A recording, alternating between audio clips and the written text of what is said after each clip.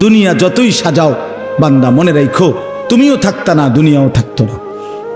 তুমিও যেমন মৃত্যু হবে এই কায়নাতেরও মৃত্যু হবে। এই দুনিয়ার প্রত্যেক মানুষের মৃত্যু হলে সেটারে মৌত বলে, আর একদিন গোটা সৃষ্টি জগতের মৃত্যু হবে সেটারে কিয়ামত বলে। সেটারে কিয়ামত বলে। কেউ থাকবে না, আল্লাহ কথাটা বারবার মনে করাইছে। তোমার যেমন মৃত্যু হবে সৃষ্টি জগতেরও মৃত্যু হবে। ইজাস সামাউন ফাতারাত ওয়া ইদাল কাওয়াকিবুন তাসারাত। আল্লাহ বলেছেন ইজাস শামসু কুফিরাত।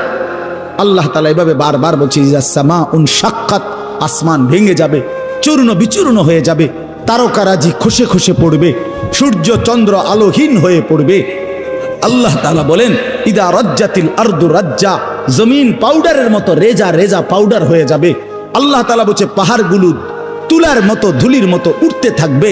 আল্লাহ বলছে বান্দা একদিন আমি গোটা কায়নাত আমি শেষ করে দেব।